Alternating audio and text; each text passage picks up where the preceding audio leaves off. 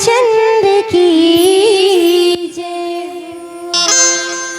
9 महीना ले कोख में रखते कद को जोखिम सही थे जी। नवा जन्म देते ता बोला ताई कोनो कही थी जी। बाप के पद विद्वान बना थे कत को अड़हा छापला।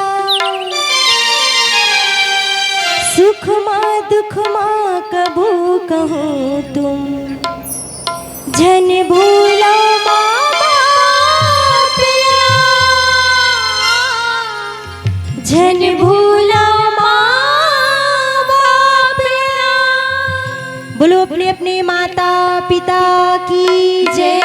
बोलो अपने गुरुजनों की जय। जो बोएगा वही पाएगा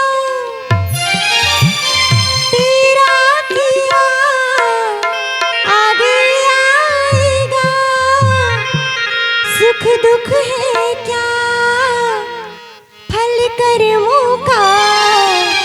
जैसी करनी वैसी भरनी। जैसी करनी वैसी भरनी। जैसी करनी वैसी भरनी। जैसी करनी वैसी भरनी। जो बोएगा वही पाएगा तेरा किया आगे आएगा। सुख दुख है क्या फल कर्मों का। जैसी करनी वैसी भरनी। जैसी करनी वैसी भरनी। जैसी करनी वैसी भरनी। जैसी करनी